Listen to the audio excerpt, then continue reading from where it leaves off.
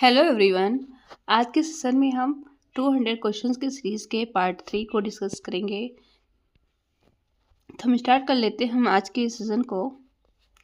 First question है आपका, एक अध्यापिका ने पाया कि एक विद्यार्थी वर्ग बनाने में कठिनाई अनुभव कर रहा है।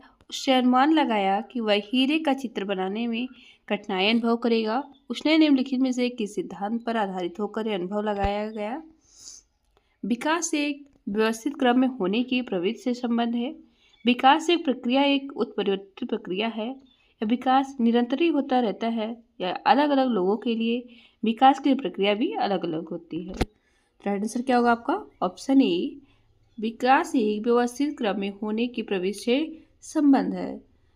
क्यों? क्योंकि यदि एक विद्यार्थी वर्ग में कठिनाई अनुभव कर रहा है तो उसे हीरे का चित्र बनाने में कठिनाई होगी। इससे देखेंगे हम, मानवीय विकास में आनुवंशिकता एवं परिवेश की भूमिका के संदर्भ में निम्नलिखित में से कौन सा कथन समुचित है?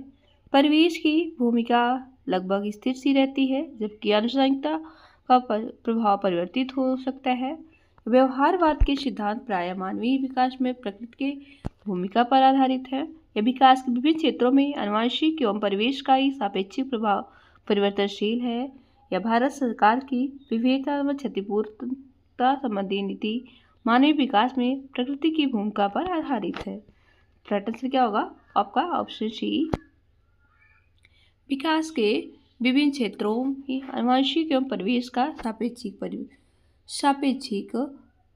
प्रभाव परिवर्तनशील है। नेक्स्ट देखेंगे,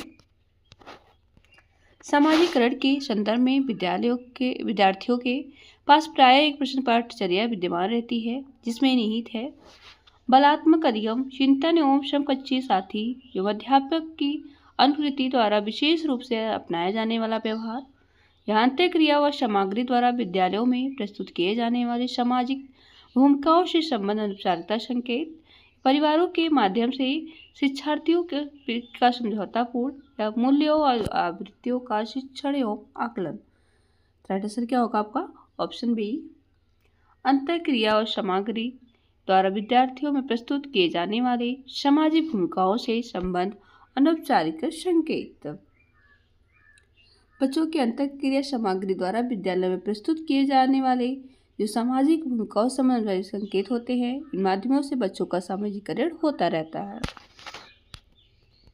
देखेंगे, निम्नलिखित में से कौन सा निहित पियाजे के संज्ञानात्मक विकास के सिद्धांत से नहीं निकाला जा सकता है? बच्चों के अधिगम तत्परता के प्रति संवेदनशीलता, वैध भेदों की स्वीकृति, खोजपूर्ण अधिगम या शाब्दिक शिक्षण की आवश्यकता। तो राइट आंसर क्या होगा आपका? ऑप्शन डी, शाब्दिक शिक्षण की आवश्यकता। पियाजे जो है संज्ञानात्मक सिद्धांत से शाब्दिक शिक्षण की आवश्यकता के निरात को ही अब निकाला जा सकता है, क्योंकि पियाजे ने अपने सिद्धांत में कहीं भी शाब्दिक शिक्षण की आवश्यकता पर बल नहीं दिया है। पियाजे के सिद्धांत में इस बात पर विशेष बल दिया गया है कि संज्ञानात्मक विकास मुख्यतः व्यक्ति की जन्मजात संरचनाओं प्रक्रियाओं के साथ अनुभवों की अंतःक्रियाओं पर निर्भर करता है। नेक्स्ट देखेंगे हम, कक्षा में वास्तविक संसारी समस्याओं से संबंधित जटिल परियोजनाओं पर कार्य करते हुए अध्यापक और छात्र एक दूसरे के अनुभव से परस्पर ग्रहण करते रहते हैं। पारंपरिक प्रश्नात्मक, अध्यापक केंद्रित या सामाजिक प्रश्नात्मक। तो राइट आंसर क्या होगा आपका? ऑप्शन डी, सामाजिक प्रश्नात्मक। पीछे क्वेश्चन छूट गया, उससे भी हम देख लेते हैं कि निम्नलिखित में से कौन सा कोहलर वर्ग के नैतिक विकास के चरणों का लक्षण है? चरणों का परिवर्तन अनुक्रम या विभिन्न चरण अलग अलग प्रतिरूपना की समान प्रतिमान है, या सभी संस्कृतियों से संबंध चरणों की सर्वम श्रृंखलाएं है, या विभिन्न चरण एक गैर पदानुक्रम रूप में कार्य करने के लिए पड़ते हैं।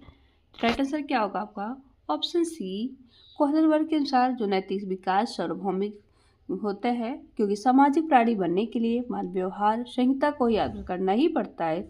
ये सभी संस्कृतियों से संबद्ध चरणों की सार्वभौम श्रृंखला होती है। देखेंगे हम, प्रगतिशील शिक्षा के संदर्भ में समान शैक्षिक अवसर से अभिप्राय है कि सभी छात्र किसी भी जाति, पंथ, रंग, क्षेत्र, धर्म के होते हुए भी समान शिक्षा प्राप्त करें या समान शिक्षा पाने के बाद अपनी क्षमताओं को सिद्ध कर सके या कि बिना किसी भेद की समान पद्धतियों सामग्रियों से शिक्षा प्राप्त करें, ऐसी शिक्षा प्राप्त पाएं जो उनके लिए अनुकूलतम हो, उनके भविष्य के कार्यों में सहायक हो। तो राइट आंसर क्या होगा आपका? Option D. प्रगतिशील शिक्षा के संदर्भ में समान शैक्षिक अवसर से अभिप्राय है सभी छात्र ऐसी शिक्षा पाएं जो उनके लिए अनुकूलतम हो, उनके भविष्य के कार्यों में सहायक हो। इस देखेंगे भाषा विकास के संदर्भ में निम्नलिखित में से कौन सा क्षेत्र पियाजे के द्वारा कम कर आंका गया है? अनुवांशिकता, सामाजिक अंतःक्रिया, अहम केंद्रित भाषा या विद्यार्थियों द्वारा संक्रियात्मक रचना।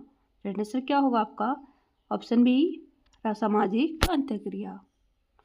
पियाजे भाषा विकास में सामाजिक अंतःक्रिया को कम महत्व देते हैं, जबकि जो वाइगोत्स्की हैं वो भाषा विकास में सामाजिक अंतःक्रिया को विशेष महत्व देते हैं। इस देखेंगे निम्नलिखित में से कौन सा निरीक्षण हावर्ड गार्डनर के बहुबुद्धि सिद्धांत का समर्थन करता है कि मस्तिष्क के एक भाग में हुई क्षति केवल किसी एक विशिष्ट योग्यता को प्रभावित करती है, न कि संपूर्ण मस्तिष्क को। नेक्स्ट है कि बुद्धि विश्लेषणात्मक, सृजनात्मक और व्यवहारात्मक बुद्धि की अंतःक्रिया है या विभिन्न बुद्धियां अपने स्वरूप में पदानुक्रम है या निर्देशन के प्रारूप निर्माण करते हुए अध्यापकों को किसी एक विशिष्ट शैक्षिक नवाचार के सिद्धांत का अनुपालन करना चाहिए। राइट आंसर क्या होगा आपका? Option A.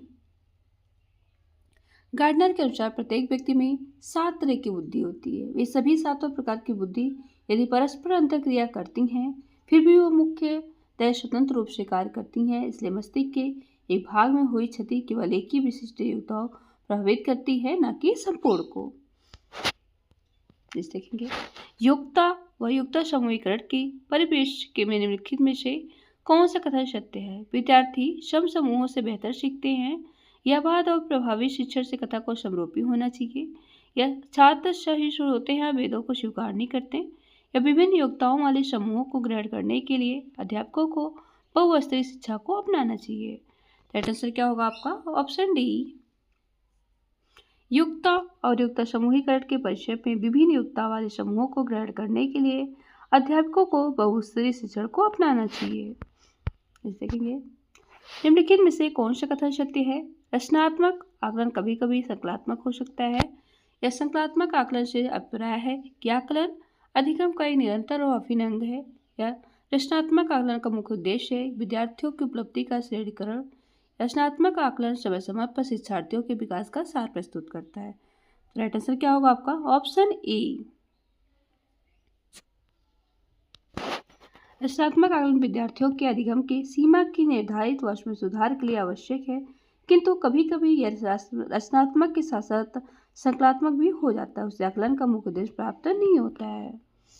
इस देखेंगे हम एक अध्यापक विद्यार्थियों के किसी विषय की अपनी अवबोधात्मक को प्रतिबिंबित करते हुए संकलात्मक मानचित्र का निर्माण करने को कहना विद्यार्थियों की स्मृतियों को मंत्र गति जागृत कर रहा है, या रचनात्मक आकलन कर रहा है, या छात्रों के मुख्य बिंदुओं का सार लेखन की क्षमता का परीक्षण कर रहा है, या छात्रों की उपलब्धि के मूल्यांकन हेतु शिक्षकों के विकास का प्रयास कर रहा है।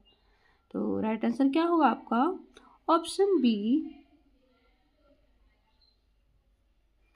रचनात्मक आकलन के लिए तीन महत्वपूर्ण है बिंदु, किन किन कौशलों एवं क्षमताओं का आकलन करना, या आकलन बिंदुओं के लिए कक्षा में कौन कौन से उपकरण काम में आ सकते हैं, और बच्चों के किन किन पक्षों का अभिलेख जारी रखा जा सकता है। अतः कोई अध्यापक विद्यार्थियों को किसी विषय की अपनी अवबोधात्मक को प्रदान करते हुए संकलात्मक मानचित्र का निर्माण करने को कहती हैं तो वह रचनात्मक आकलन कर रही हैं। देखेंगे कौन सा ब्लूम के पुनर्संयोजित वर्गीकरण में मूल्यांकन के क्षेत्र को प्रदर्शित करता है? आंकड़ों का प्रयोग करते हुए ग्राफ अथवा चार्ट का निर्माण करना, एक समाधान की तार्किक सुसंगतता का परीक्षण करना, या प्रदत्त आंकड़ों की प्रासंगिकता का मूल्यांकन करना, या वस्तुओं के श्रेणीकरण करते हुए एक नूतन पद्धति का निर्माण करना। राइट आंसर क्या होगा? Option B. ब्लूम की वर्गीय शिक्षा के अंतर्गत सीखने के उद्देश्यों के वर्गीकरण से संबंधित है। ब्लूम ने शिक्षा के उद्देश्यों को 3 क्षेत्रों में बताए हैं: संज्ञानात्मक, भावनात्मक और मनोवाहक। अतः एक समाधान की तार्किक सुसंगतता का परीक्षण करना ब्लूम के पुनर्वर्गीकरण में मूल्यांकन के क्षेत्र को प्रदर्शित करता है।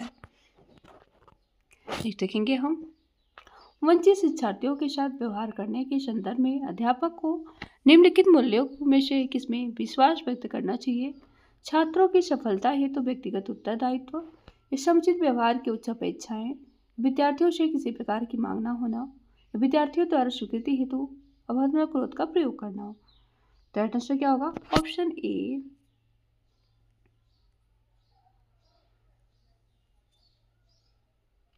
वंचित शिक्षार्थियों के साथ व्यवहार करने के संदर्भ में शिक्षिका को छात्रों की सफलता हेतु व्यक्तिगत उत्तरदायित्व के मूल्यों में विश्वास व्यक्त करना चाहिए। नेक्स्ट देखेंगे,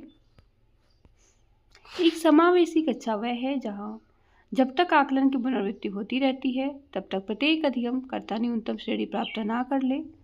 विद्यार्थियों का भार कम करने के लिए अध्यापक केवल अनुमोदित पुस्तकों से ही पढ़ते हैं या समस्याओं का अधिकाधिक समाधान करने की संभावना की दृष्टि से बच्चों की सक्रिय भागीदारिता समझ रहती है।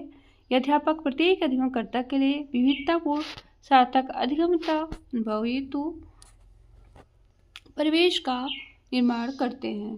तो आंसर क्या होगा आपका? Option D.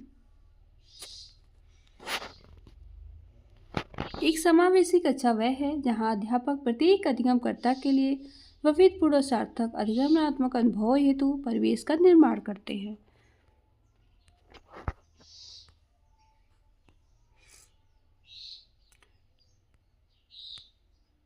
ये रहा इस वीडियो का लास्ट क्वेश्चन। आई होप आपको हमारी वीडियो पसंद आई होगी। तो मिलते हैं हम आपसे नेक्स्ट वीडियो में एंड थैंक्स फॉर वॉचिंग।